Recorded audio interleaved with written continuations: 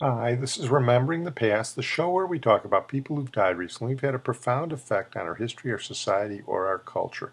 Tonight we're going to start out with our feature, John Zacherle, who died recently at the age of 98. John Zacherle was actually known by his last name, Zacherle. He was one of the first, not the first, but certainly the most well-known of all the horror film hosts on television in the 1950s and early 1960s. The deal was that the movie studios, especially Universal Studios, sold off their B-movie collection to the emerging medium of television. A lot of these were really bad movies, and a lot of them were old horror movies. And the movies were so bad that the television station directors didn't think people would watch them without a gimmick.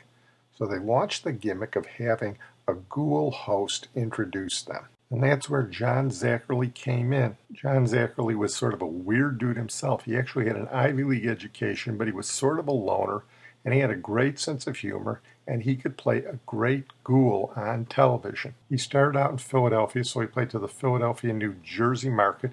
He created a ghoul character and a bunch of ghoul sidekicks. His character name in Philadelphia was named Roland. Of course, that was spelled Roland. And he did all sorts of gimmicks for these movies, which were shown late at night because at that time, the television station directors didn't think that kids should be watching them. Of course, the kids got to watch them when they stayed up late anyway.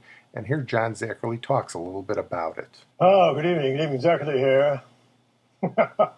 And Henry the Wee Roof of London seems a little frozen in time here, but he's always hanging around, take a nip once in a while. Well, we're gathered here this evening.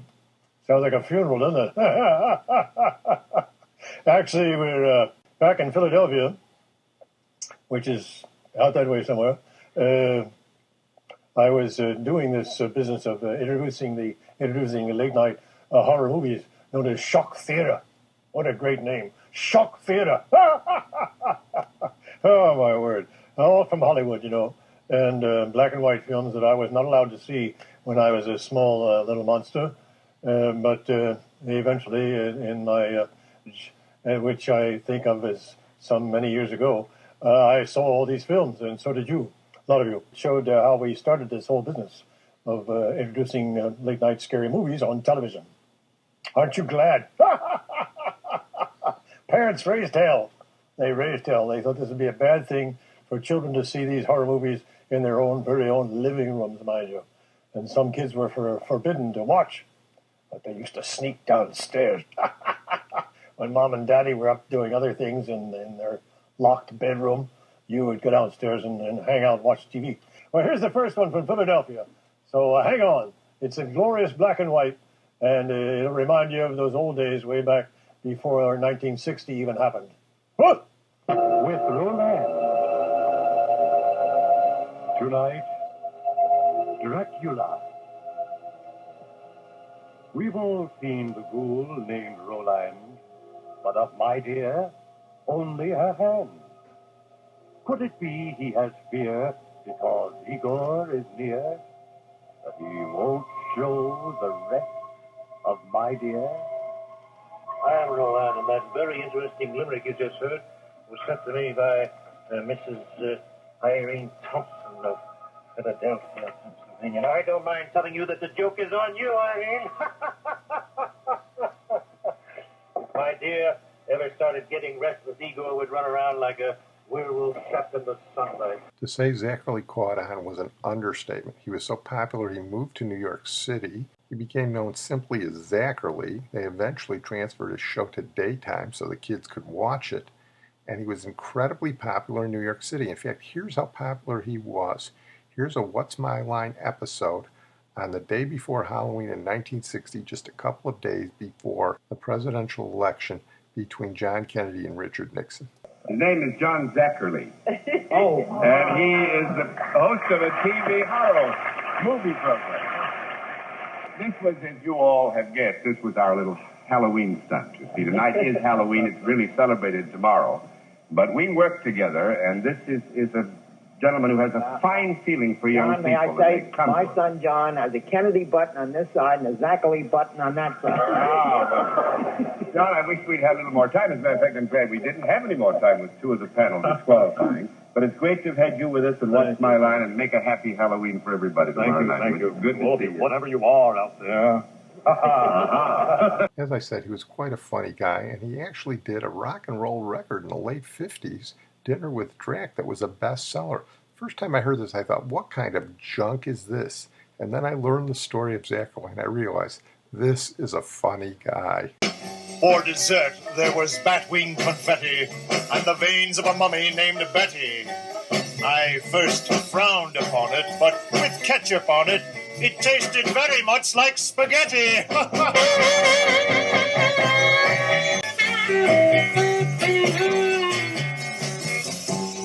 Igor, the scalpels go on the left with the pitchforks. Igor, Igor.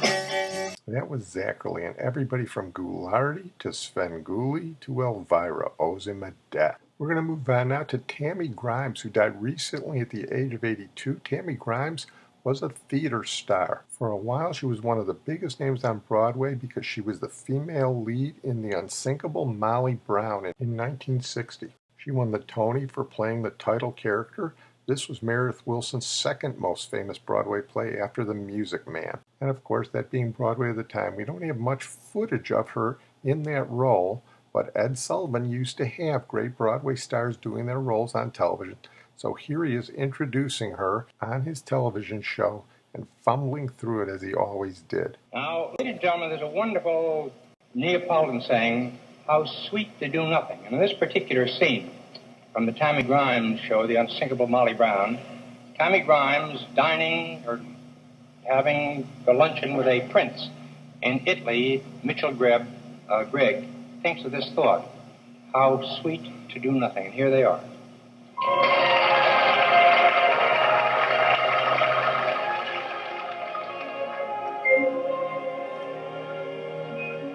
I may never ever fall in love with you. No matter what I say to you now, seek and love always go hand in hand. Don't make me feel so glad till that band ain't played. So whatever else you think you'll hear me say, please don't forget to forget it someday. One thing sure, I love you madly, just as long as that band plays on.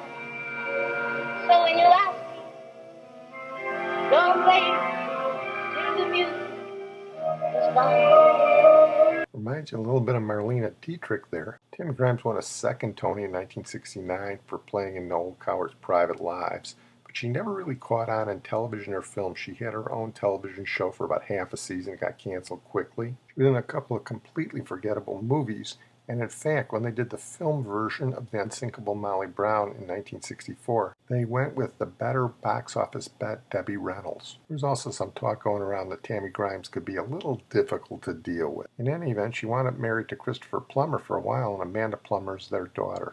She went on and did some cabaret singing and game shows on television, but her reputation will always rest with the character The Unsinkable Molly Brown. We're going to move on now to Curly Putnam, who died recently at the age of 85. He was a Nashville songwriter. He wrote 2 near-great songs and 1 great song. His near-great songs were for the husband and wife team of Tammy Wynette and George Jones, although they were separately recorded. In 1968, right before Tammy recorded her greatest song, Stand By Your Man, she recorded this Curly Putnam song, which otherwise would be known as probably her best song, D-I-V-O-R-C-E.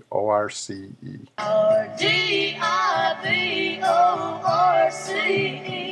becomes final today. Me and little J-O-D will be going away. You're H-E-double-L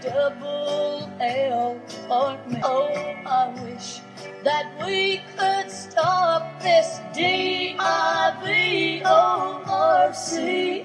Curly Putnam also wrote this song for her husband George Jones, although it was after they were divorced. Might be the best song of his career, and it was his biggest seller ever, and we covered it when we did the Georgie Jones podcast. This is He Stopped Loving Her Today from 1980.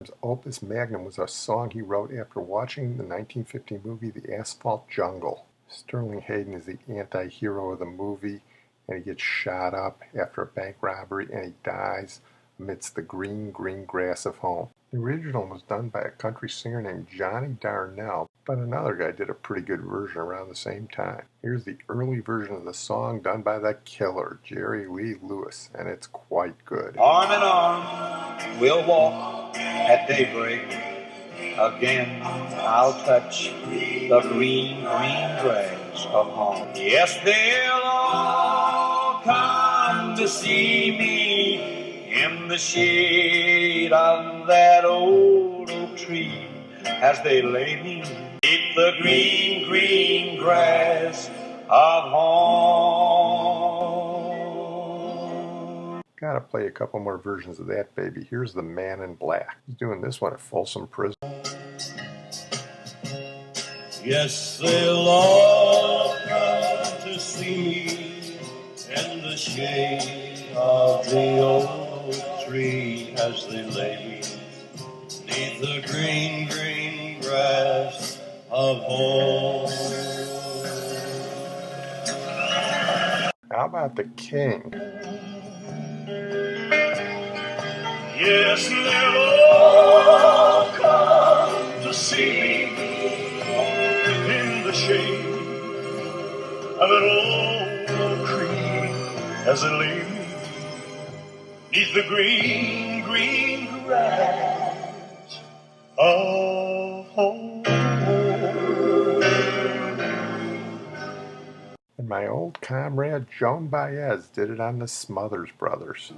Yes, we'll all be together in the shade of the old oak tree when we meet beneath the green, green grass of home. Leave it to Joan to change the meaning of the song from the play of a condemned murderer to a solidarity meeting. Well, in 1965, Tom Jones was in Vegas with Jerry Lee. They got along pretty good, although I guess they had one fight in Vegas. Of course, one fight with Jerry Lee is pretty good. Tom Jones heard the song, wanted to record it. His managers didn't think he should do any country stuff, but Tom Jones insisted, and it became his biggest hit ever in the UK. He made you think of the green, green grass of home in Wales, and his version is a classic. Yes, they'll all come to see me in the shade of that old oak tree as they lay me neath the green, green grass of home. Well, I'm going to close on that note. I want to thank my producer and IT genius, Sid Tepps, and we're going to close tonight with Snoopy.